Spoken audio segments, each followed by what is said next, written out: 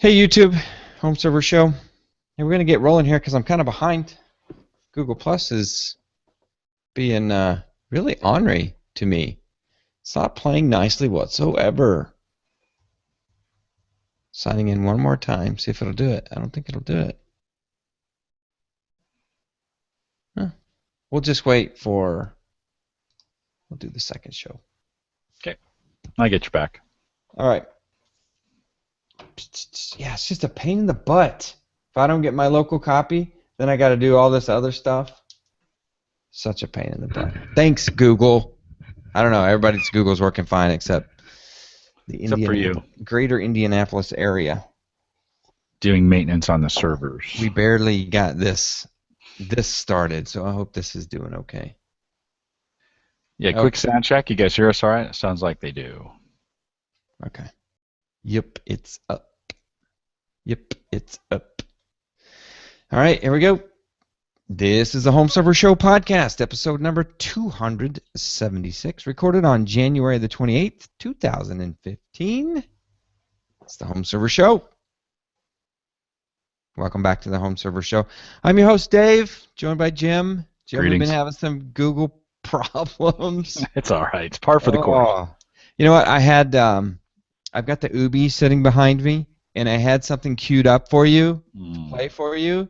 So I'm going to have to mix it in on the audio. So you're just going to have to listen. You're going to have to download and listen to the show in order to get it. So, by the way, what kind of shirt do you have on? Oh, okay. So that's my workplace. Ubi may have something to say about that. Oh, really? All right. It'll be a surprise. It'll be a surprise. Okay. So, yeah, Ubi was all queued up. See, I even have a microphone buyer. See back there? Yeah. Okay, Ubi. What's the weather like today? Can Ubi hear us? Indiana, it is currently clear. 32 Fahrenheit. So she said 32 Fahrenheit. But see, I've got her mic'd up. I was going to invite her to the Hangout, and we would have some fun with the Ubi. We'll try that next week if Google Plus will. So how does Ubi hear us in the podcast? No, she's always listening to me. Okay. Because she's sitting right there. Just from your voice in the room, though, if I asked you a question. Yeah, I would have to turn on speakers to get you to. There's no input? No little mic input or something to. Well, then. No. Okay. No. All right. Yeah, you would have a hard time talking to her. Ubi could go in her own room with a microphone and then close the door, put little speakers on there so that Ubi could hear. Yeah. True. I could just put the Chromecast, or I have a Chromebook, and just put her in there, and I could throw her in the bathroom. Yeah. Yeah. That's a good idea. Talk to her. So. I like it. But then we miss her when she, like right here, okay, Ubi. See, she turns blue, and then she goes green. She's listening. What are we saying?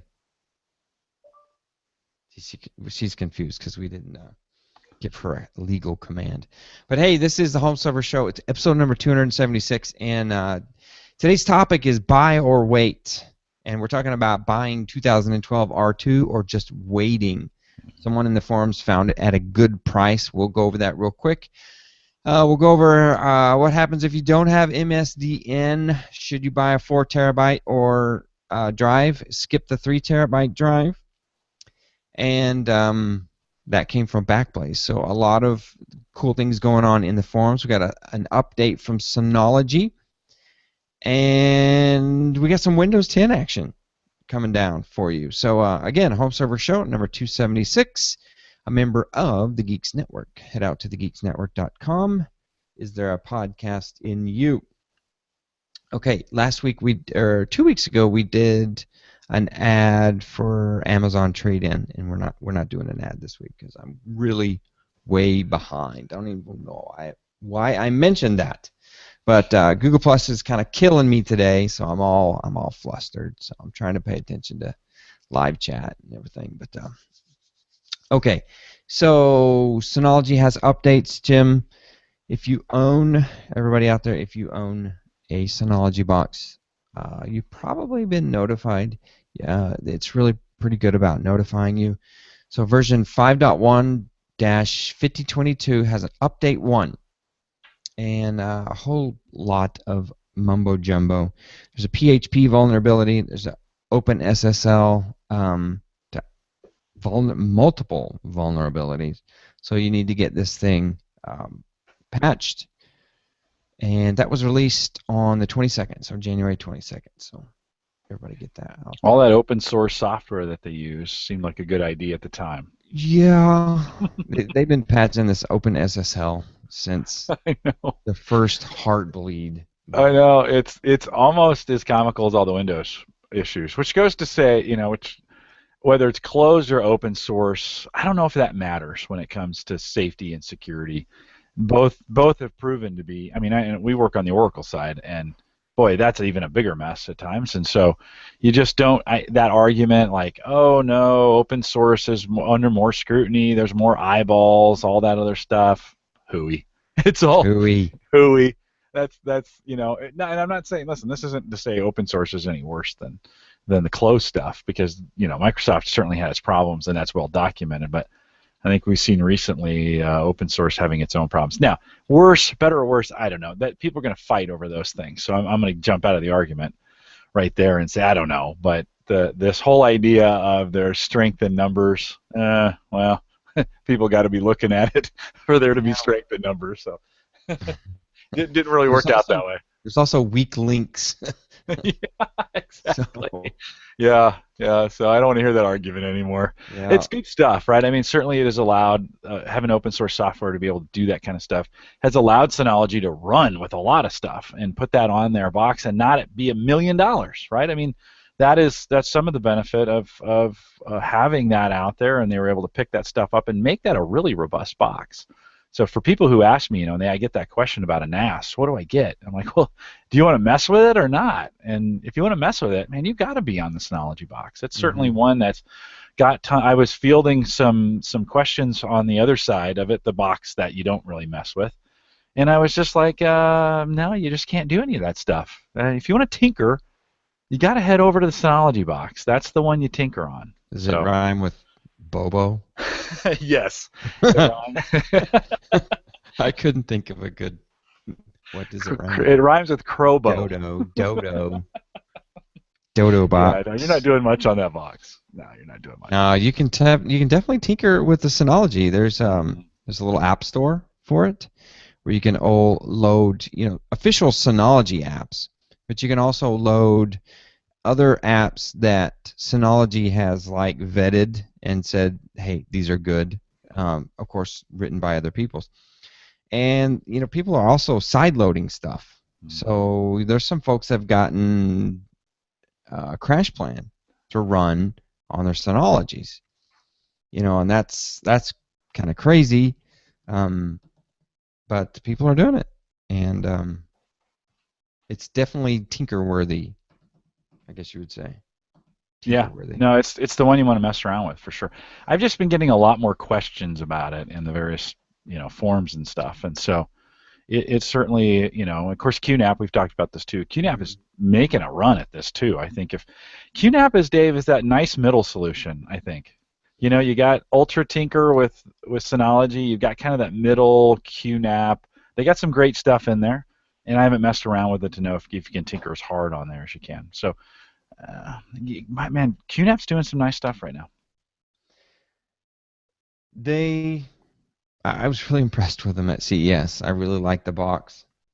The only problem is I need to get another one in-house, so maybe I should just email QNAP and beg for one. We got one over to Chris Kinney, and he's kind of our full-time QNAP reviewer, and I need to put some time behind one. So yeah. Speaking of putting time behind another review box, I've got the brand new Cloud Station on the way from Synology. So I'm going to go to Synology.com. This thing should be shipping. It doesn't say, but we did a video at CES. What I say, Cloud Station, that's the app. Beyond Cloud is the NAS. So they're going to come in 1-bay and 2-bay configurations, and it is not for the tinkering crowd. It is for the person that you would have trouble, giving such an open platform, right? You'd be scared to give someone so many choices and things to click. We were talking about, people don't know what they're doing. They just click, click, click, click, click, click. Before you know it, they're locked out. It's broken. This is the box that which you would send them beyond cloud. You don't have to boot into the device and figure out the Synology hybrid RAID versus RAID 10 versus RAID 5 versus mirroring versus just a bunch of disks. JPOD. It's there. It's got a mirror or it's a single disk. One or the other. So one of those is on the way, Jim. I don't know if it's a single disk or if it's a mirror, a double disk, but we'll see. The single disk seems a little like, why? Yeah, that's like storage. Yeah, you're like, okay. I mean, just double it and do the stuff behind the scenes to make sure it's replicated and make it easy if it fails to replace the drive, that kind of deal. So yeah, for the average, for the average guy, it would seem like that would be the right way to go. I'm retweeting my tweet. I have enough in front of me right now. Surface on my right, Surface on my left, Mac and 228s, Chromebook behind me, Ubi right there, microserver, Twitter wall. It's crazy. And nothing freaking works. Yeah, don't you hate that? Thank you, Google. Yeah. We've got to move platforms, Jim. It's killing me. Yeah, there's not a lot of good options unless you really start amping it up. It's just so Google Plus is so convenient. And although I've been doing a lot of work on Skype recently, and man, the audio in Skype is just incredible right now. It is working, and we've just put Skype on federation with a link at work. So now I have a federated account. So someone's on Skype with a Microsoft account, I can get to them from link internally, which is pretty cool. So their audio is just dynamite. You listen to that, and then you come back, because I do some recording on Skype, and then I come back to this. And, I'm in voice mode. I could flip over to studio mode, and it would get a little bit better. But not that good, not as good as Skype, for sure. Maybe we should try the next one. Do a little video. Because I can pull the video off. Well, the problem is broadcasting the video on Skype. It just, you're gonna have to use XSplit or whatever Howard uses, whatever Mike Howard uses. I always forget the name of it. Yeah, I'd have to screen scrape it. You'd have to screencast, basically, and then to get it done. Yeah, which doesn't put out a high quality video, but then again, neither does this. Compare, not that we discount the folks that are watching live, but compare that number with the number that listens to the audio. Right. That's where my eggs are, in a basket.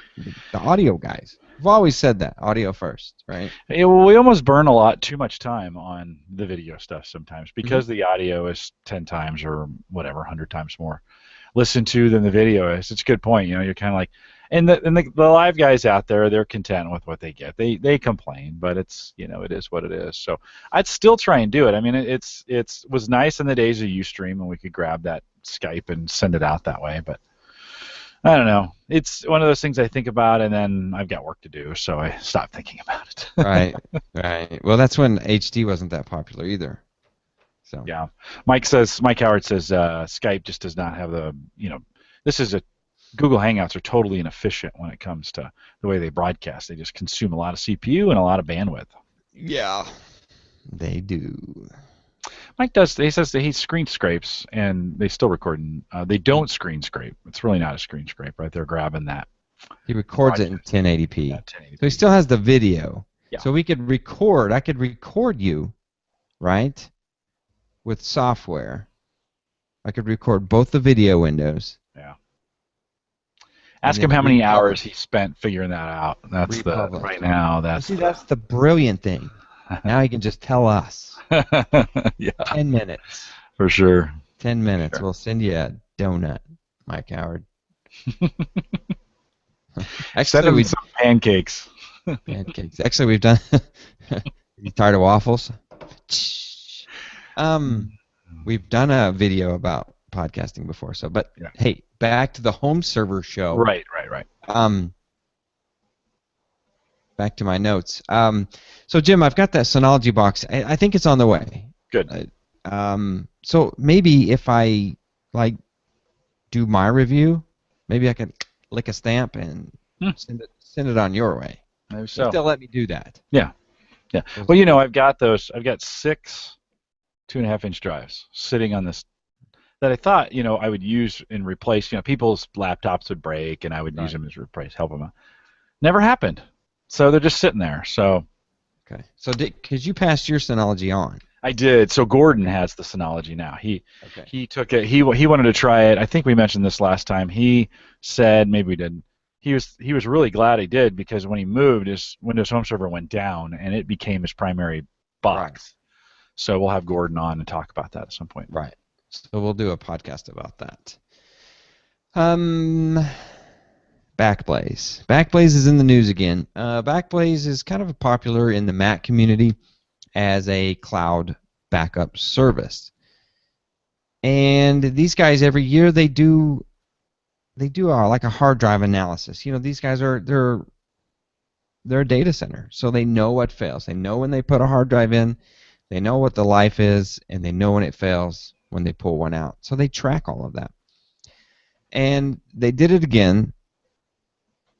They published their findings, and everybody and their dog has picked up the article and republished it, talking about it. And basically it's like, wow, look at these 3 terabyte drives from Seagate. They're all bad.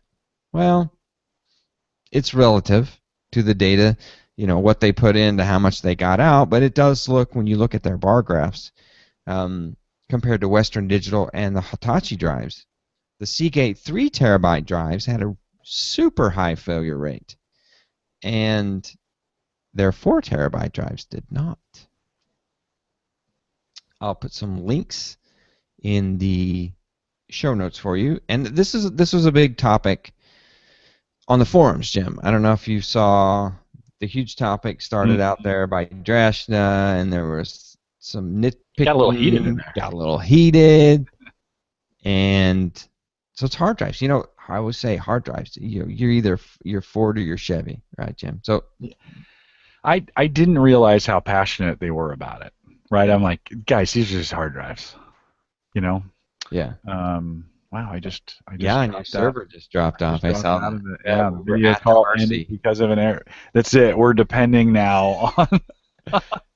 Doesn't that stink? We are completely dependent on YouTube picking this video up. We're in the dark. We are in the dark. But that's fine. I didn't, to get back to it, I did not. We're like ADD tonight. We'll talk about anything. I didn't realize how passionate people were about this. We've talked about hard drives and stuff, but man, it got a little heated, and there's some folks absolutely defending Seagate on that. It's not scientific and all that stuff that went on. Right. And so it's interesting, though. I mean, just on the numbers, you start looking at it, and you're kind of like, well, boy, I have to. It goes back to the discussion. Remember, I said I never had a green drive. I've used green drives in NAS situations forever. I never had one fail. So, according to my testing, green drives, everybody else is like, they blow. Don't use them, I've had terrible luck with them, so your mileage might vary. That's why RMA is good. So they evaluated 41,213 hard drives, most of them being consumer drives. And they're recommending the 4 terabyte drives for their value and reliability. The Seagate Desktop HDD 1.5 has had the best price, and we have a lot of them, over 12,000. The failure rate is a nice low 2.6% per year. And we like every one of the 4 terabytes we've purchased. Now, funny thing, the HGST, which is the Hitachi drives, perform the best. They're priced a little higher, but they have a lower failure rate at 1.4%. I think that 3 terabyte on the Seagate side, that may be a little bit of an anomaly. When we think about, they test a lot of drives, but maybe they picked up a whole big batch. That they could have gotten a bad batch. Done at the same time, same factory. The guy was guy was suffering from the flu that day, and it wasn't really. Sneezed in the took his garments off in the clean room, I guess. Exactly. Okay. The Western Digital Red 3 terabyte drives had an annual failure rate of 7.6%. That's compared to the Hitachi at 1.4%. And man, they're saying that the Seagates had an over 40% failure rate. The Seagate 3 terabyte drives. That's crazy. Yeah. Something else. Well, their conclusion, right? 3 terabytes. There's something wrong in that whole drive manufacturing process, and it seems like they've gotten it fixed, which is a real. But well, I didn't buy Seagate. I just bought some 3 terabyte Western Digital Reds, so I guess I'm okay from that standpoint. But if you've got some 3 interesting, and as big as our community is, it would be interesting to know how many of you have these drives, these 3 terabyte drives in question. Have you had them replaced, or what did you do with them, or did they fail for you? This post has got all the details, so there's no question of what we're talking about here as far as model numbers and such. And then you'll get everybody coming out of the woodwork. Well, I've had this go bad, and this has lasted a long time, and yeah, well, I've had a TV last 30 years. And I've also had one last 2 years. It just seems to be it's hit or miss. It is hit or miss. And I've kind of been on the Western Digital bandwagon, I guess, after having some good luck with WD and honestly having some bad luck with Seagate. But we're talking one drive every 2-3 years or something. Sorry, Ubi. One drive. You can also say like oatmeal or something, and she wakes up. Huh? What? Did you want the weather? Food? Food? This oatmeal is bad. I don't know. We'll get her mic'd up on the next podcast. So, skip the 3 terabyte Seagates. Do whatever you want. Do whatever you want. And if you got them and they're working for you, yeah, keep using them. Absolutely. Run them till they break. Yep. Always have an extra backup somewhere, especially if you're running greens, and maybe we'll lump in the Seagate 3 terabyte drives. Have a second backup. Lots of other articles that pick this up and discussed it as well. I would suggest you read the forums post out there at homeservershow.com. I will put that in the show notes. Had a kind of oops, I put the wrong link in there. Basically, I know the gist of this story. I put the topic in there, but I put the wrong link in there. So, Jim, we're kind of fortunate in the fact that we have MVP status, so we have MSDN, and a lot of guys out there that listen to us are work corporate IT, so they have access. And I just searched MSDN and it didn't find anything. Oh, I'm at Surface Geeks. Right. Dang it! What am I doing? Yeah, and I think that forums post was actually, it sounds like, because I got, so Neil called, I've got a call-in number, folks can leave messages, and Neil called me and left that exact same message that, hey, you guys talk about doing this all the time. You talk about installing this and installing that, and you guys are MVPs, and you have access to MSDN, but it's a super expensive subscription now if we have to do it. And so, what is the average guy to do when we think about non-MVPs? What's the average guy to do when it comes to licensing? I asked a few people who aren't MVPs what they do, and they said, we bought licenses. That's what other choice really do you have at that point? And yeah, it slows you down big time. That's, no doubt. We were able to do things without even thinking about it because we've got access to the license keys. Yeah, and we came up in the heyday of TechNet as well. Right. And I got to thinking back on this, Jim, when I first left Indianapolis and moved to Wisconsin. God, what is there's a product Microsoft used to have. I don't even remember what it was, but you could buy all the discs they made if you were like certified. I still have the folder. I know, I do. I have it sitting right up here. Back when they shipped If I- DVDs. Let me grab it. Hold on. Yeah. So I remember thinking, what was it? It's the old version. The one I have is the old version of TechNet, but it came in a binder that looked like this. Yeah. So you've got TechNet. Okay, Yeah, talk about that. Let me go get mine. Yeah. This is the old version of TechNet. I can't believe I just grabbed that as quick as I did. That's pretty sad. But there's the old version of TechNet. So it came. I found it. Dave's got it. If you open these up, they're just full of DVDs. Now, I've since replaced them, so they're not. The TechNet are not in here. Right. Okay, so I'm going to show you this. Now. Oh, the Action Pack. Action Pack. Why couldn't I think of that? I was thinking PAL. Uh-huh. We're showing these old relics on video, guys, for you listening on audio. But yeah, they would send you these packs of DVDs. You still got the DVDs. Yeah, look, there's how they put the keys on the pack and stuff. Uh-huh.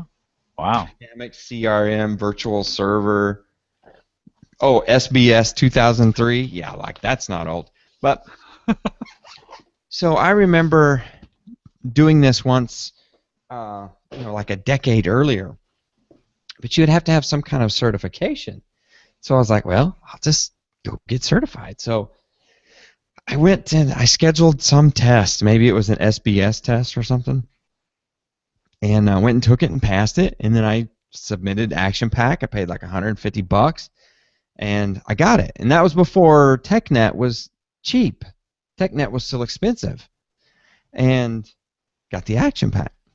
So then got the MVP, so didn't have to worry about it. But that shows you that there were ways and means, in the early days, in the past 10 years, for enthusiasts to get the server software to test, quote unquote. And we sometimes forget that it's hard for others to do that. And they have to pay, the money. And that kind of leads into our topic tonight. And so, I guess we could talk about MSDN pricing and stuff, but the gist of it is it's expensive. It is. For the average guy, they're not going to pay those MSDN prices. It's not. It doesn't make sense. I don't think you're going to get the value out of it that you think you are. Right. Go buy the licenses in most cases, and and a lot of people. I think where it stops a lot of people is Server 2012. Right. That is the real hang up yep, that's where it stopped for everybody, because 2011 was still just dirt cheap. Right. We were getting it for $49, and even when it was $75, $109, who cares? That's an easy purchase. Even $100, that's an easy purchase for a home server. So there were a couple of recommendations. Okay, so you don't have MSDN, you don't have TechNet, you didn't get into that ball game. So what do you do? So maybe you're an IT group. You work at an IT shop. Look in to your IT group, see if they might have a license they would let you borrow, let you use at home to test. Technically, if you're going to take it home and use it, you're testing. You're using a server. You're learning, and that's what it's for. If you're a student, you have a student ID. You have if you've got a .edu email address, the world is your oyster. You can get discounts on almost anything. And there's often student software downloads from your university. So, well, DreamSpark, if you're in that, you should become a part of the DreamSpark program. So just go to dreamspark.com and look that up. Most schools are available to that. They have a very thorough FAQ out there. I kind of read through to kind of get some idea on that, which schools participate and such. But so it says what schools are eligible to participate in the DreamSpark program. High schools, vocational and trade schools, community colleges, and universities are all eligible to participate in the DreamSpark program. Simply put, any accredited school around the world is eligible. So lots of different, and DreamSpark's either free or very low cost. Mm-hmm. So Dave, like you said, if your high school student has a .edu from their high school, And there's ways to get these things verified. There's multiple verified ways to get it done. Somebody told me, they're like, hey, it's even worth taking a class at a community college and getting just a perpetual class that you're in, right? If you were paying, what was TechNet? A couple $100? I don't even know. $199, $169. What was it? And yeah, people were getting it on for deals. I remember. Yeah. It was fairly cheap, but I think it was like $250, $300 normally. Yeah, so you might at a community college, you might pay something similar to that to get a perpetual, take one class or whatever, or just take one of their non-accredited class. The trick is to that .edu email. That's the key in a lot of cases. When you register, do I get an email address?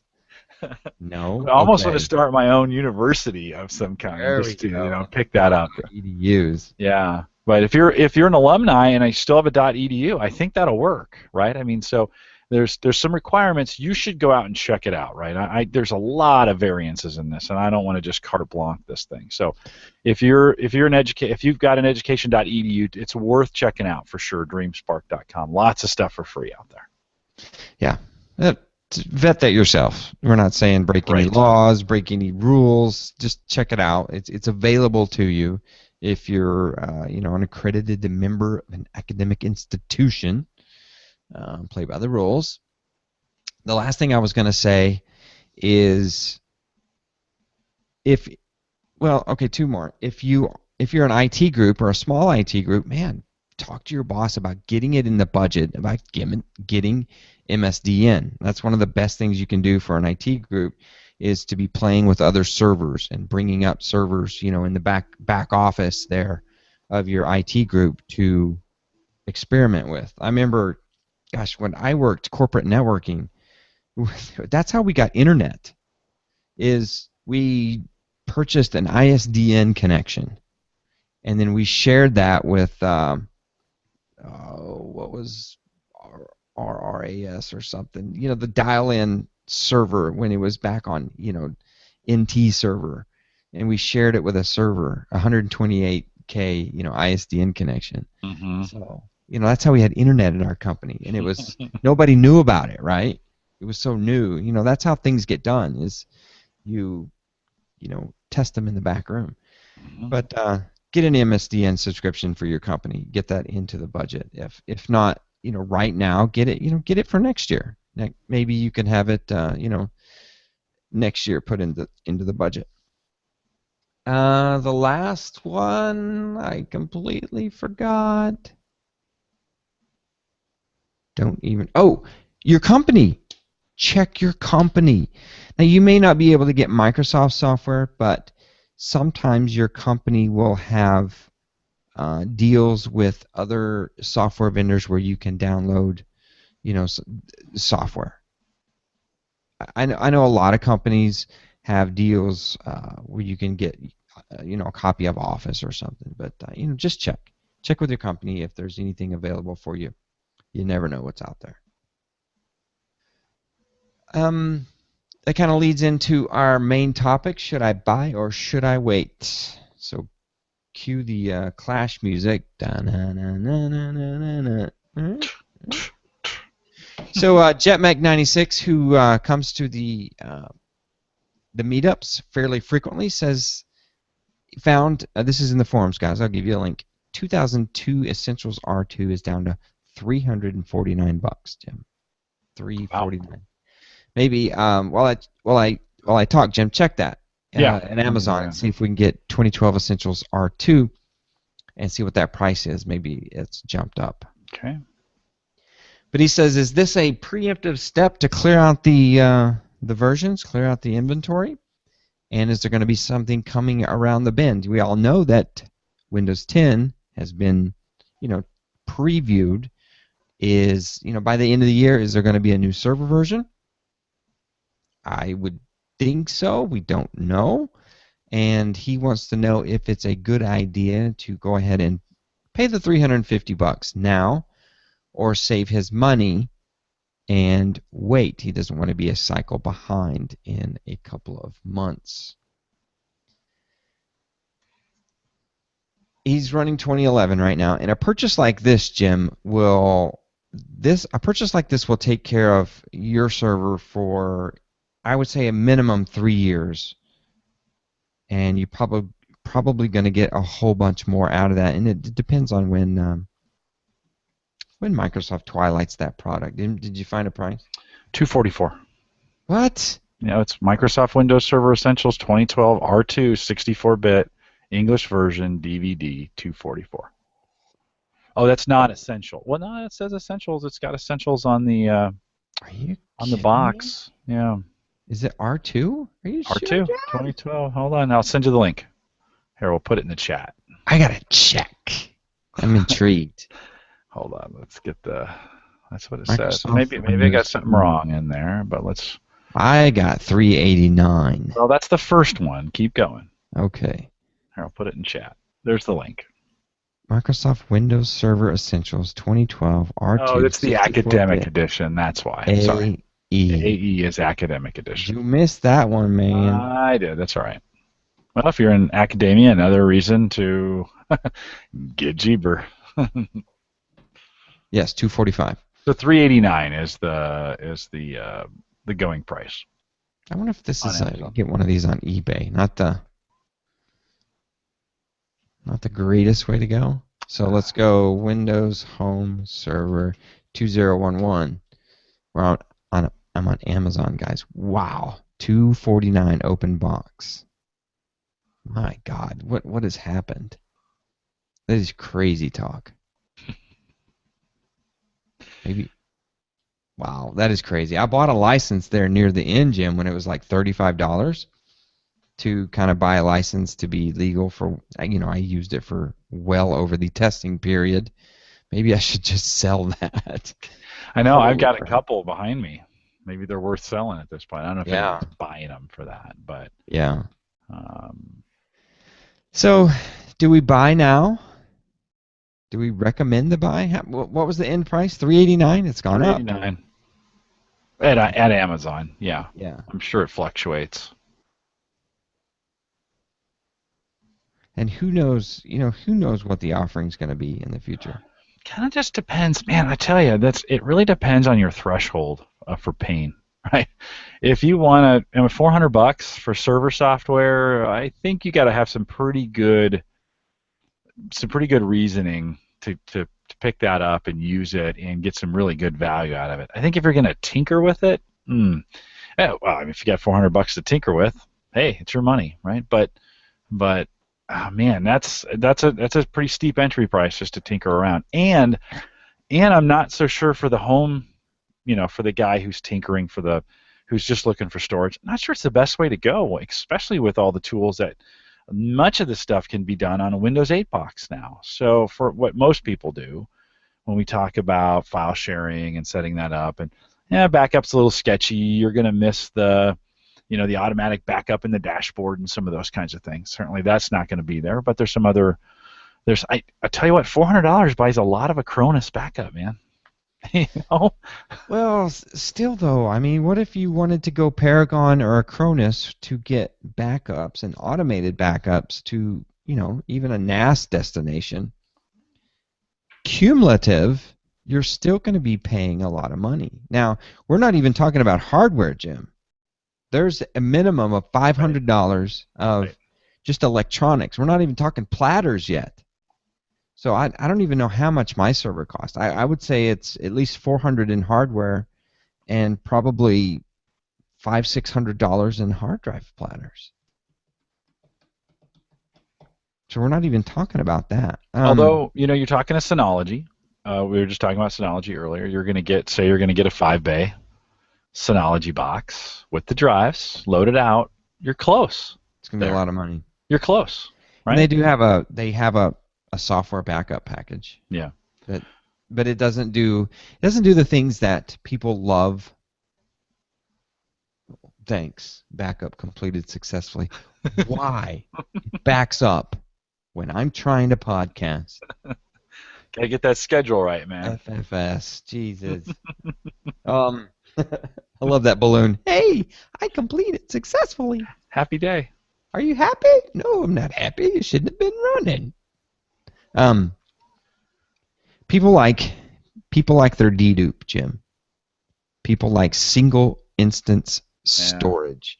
They back up a Windows 7 or Windows 8 directory. They want to know that it's not being duplicated because they're backing up 3 or 4 other PCs that have the same operating system, which, granted, is like the best invention since snaps and sliced bread. That is one thing that Microsoft has done just awesomely. Very awesomely. You can do that. We've talked about Veeam is supposed to be doing it, but they're still in a beta. Paragon has a backup. I don't know if they do a whole lot of dedupe, and actually Paragon and Acronis are more known for their bare metal restore. Whereas if you got Essentials R2, it does everything. Bare metal restores and single instance storage. So I'm trying to be an advocate to buy this license. I think it will last you quite some time. I think if you're going to get this, one, you better know something about server. So it's not the Windows Home Server setup. I mean, it is fairly easy from that standpoint. I mean, I've done it, but I've been through a bunch of that, right? If you're just new to this, man, you install server for the first time, you better be ready for a learning curve. I mean, there's some things. It's not that hard, but there's some things to it, right, from that standpoint. So I don't think it's just it's consumer friendly. Just throw that on there, and I think you should have some good reasons besides the backup to do it. You know, and if you like to mess around and you want a platform to mess around on, I mean, Christian tweaks his 2012 boxes 7 ways to Sunday to get just maximum performance out of them when he uses them. And yeah, for that kind of scenario, yeah, it's probably worth it. He's running a small business off of it. I'm sure if you're somewhat geek, you're going to be okay. Yeah. If you're an IT group, you're going to be fine. If you work in IT at work, I would say you're fine. If you've been doing this at home, I think you'll be fine. Yes, it's more intense. It's a domain. It creates a domain for you and your clients, and you have to be ready to either accept that or do the registry changes, which are honestly they're pretty easy to do, to not be on the domain. And I have one Surface Pro 3 on the domain, and I have one Surface Pro 3 that's not on the domain. And to be honest with you, I can't tell. Mm-hmm. I can't tell. I know one of them I have a domain password, and the other one I use my Microsoft Live ID password, which I find much easier. You put it on, and then you took it off, right? You put it on the domain when you first installed the plugin, then log back in with your Microsoft Live ID. It doesn't take you off the domain; it just logs you back in with that ID. Well, because you have to be on the domain for the backup to work. Yes, but I did the workgroup option, the registry edit domain off on one of these. Oh, I think it's actually this one. Yeah, this is my i3. This is the one I travel with, Jim. Right. I don't know if you can. Yeah. Yep. That's my traveler. My other one's in a dock right here. Actually, it's running Windows 10 right now. Oh, you did do it. Yeah, I have an i5 SP3 on Windows 10. Sitting in front of me. That's what I'm using to read the sort of forums posts. Hey, I'm just reading. I'm not broadcasting with it because the fan would be screaming. Oh, that reminds me. Exactly what you said, Jim. Establish your priorities before you jump into this license. Is single instance storage important to you?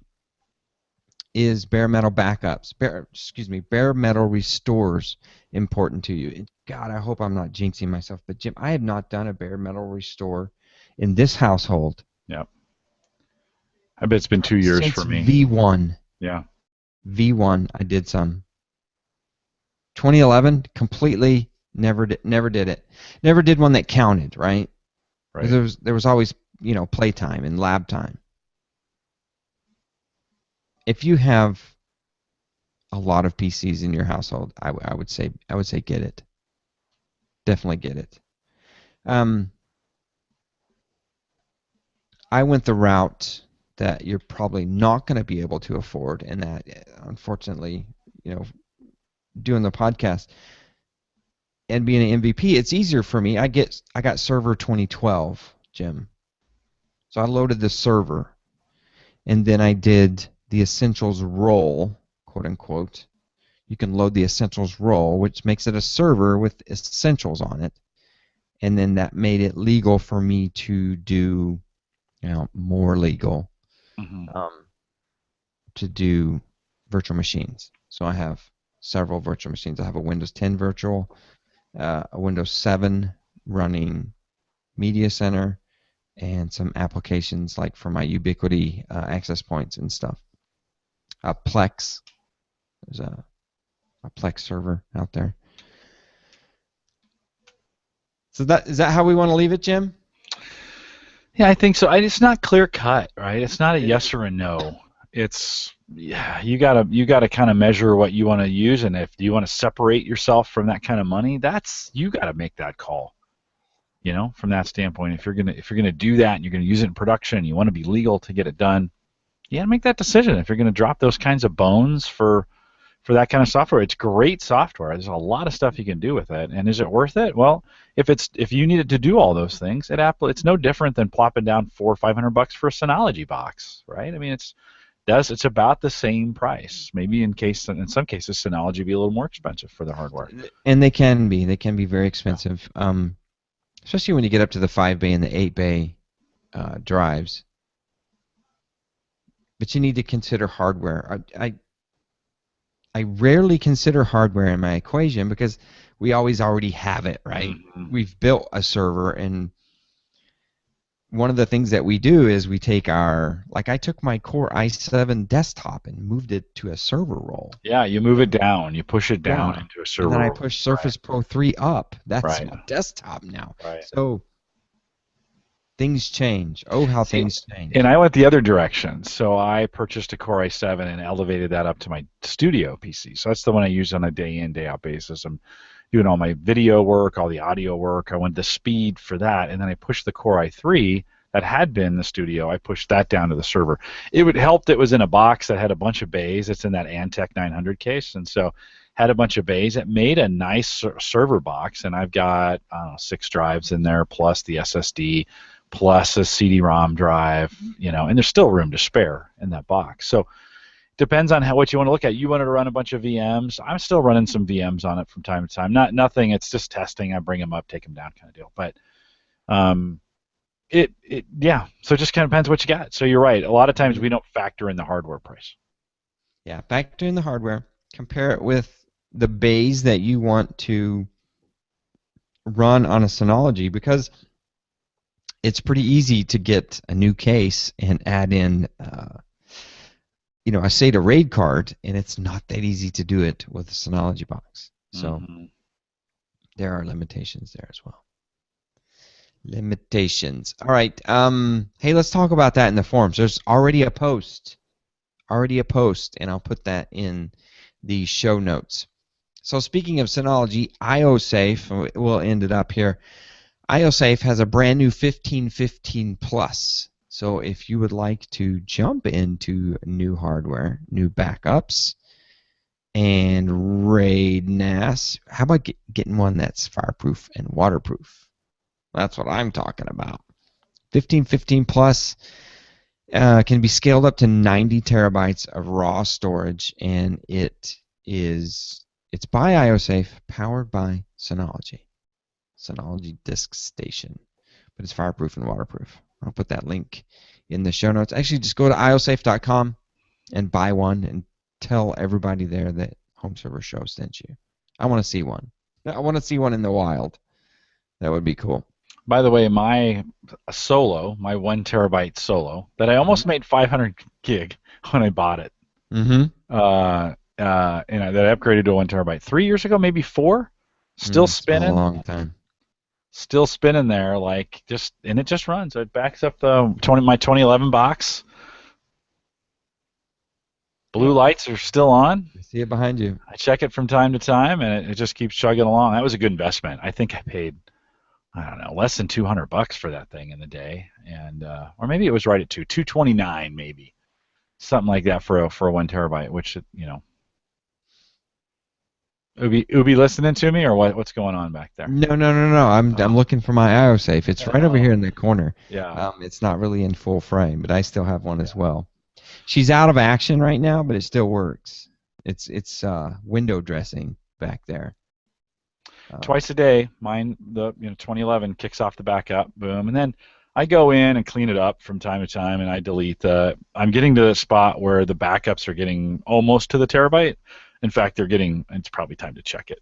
About every 3 or 4 months, the backup sets get to a terabyte, and I have about 600 gig of data out of that. It's keeping track of some of the backup sets and the changes and some of those things. So every once in a while, I go in, I just clear everything out from the backups. They just start fresh. I don't need those versions. Start fresh, start again, and go. Yeah, that's why I had to. I have a 500 gig drive. Right. So. Yeah. That wouldn't work for me anymore. Yeah, no, and it doesn't for me either. But yeah. still, I still used to use it for just like my pictures. So maybe I could make just my pictures fireproof and waterproof here in the house, in case anything happened. And to be clear, it's not the one you burned. It's not the one I burned. No. One of my favorite YouTubes of all time. I have to go back and watch it every once in a while. That is so epic. That once a year I try to watch that just to remember. I remember. Yeah, I remember you making that video. I don't think I even knew you very well at that point. I don't think we were podcasting yet. Probably not. It was early days. Yeah. It was early days. Out in the backyard, and you're like, I think I was listening to you, but we weren't podcasting yet. And you were like, let's burn it. I'm like, let's burn it. What? Oh, that was so fun. It's a great video, man. So fun. All right. I'm looking forward to hearing from folks about what you think about this whole should I buy it now or should I wait? The other thing is okay, let's say they have a Windows 10 Essentials SKU. It's going to go right back up to full price. Bam. Right back up to full price. So you don't buy this one now, it's going to go, like 2011 is. 2011, you can't find it right now. Maybe if you wait, maybe it gets discounted, Jim. I don't know. I can't imagine Windows 10 coming with new features that would make it worth it for us to jump right on it. Right? We haven't heard much. They haven't leaked much. I think they've spent most of their time and attention on Windows and not Windows Server. So I don't see there'll be changes. VMs will work better. Storage spaces will work better. It'll handle duping better. It'll be 10% faster. Blah blah blah. Right? Certainly, all those things will be coming, but I just don't see how that would make the extra $150 or $200 that you're going to pay for it maybe necessarily worth it. Nor do I think it'll be a free upgrade. So don't imply the consumer version freeness on it. So they never ever give anything away free on the server side ever. Yeah. Did I say ever? Never. Ever getting back together. No, that's not going to happen. Yeah. All right, guys. Well, let's hope YouTube is going to be friendly to us. Hey, we're going to do Surface Geeks next. We're going to end this podcast. I'm going to have to hit the stop button so we can get this rolling out to YouTube. Then I have to download the audio, strip it out, and then recompact it and do all that kind of magic to get it out to the audio podcast. So that will be my day tomorrow. But hey, thanks for joining us. I hope that you find the links on the show notes to be helpful. Everything is generally out there in the forums, but we will. I'll have everything in the show notes, so take a look at those links. All right, Jim. All right, Dave. Thanks That's a good one. You bet. See you, YouTubers. If you're listening live, head over to surfacegeeks.com. We'll be there in about 5 minutes. See ya.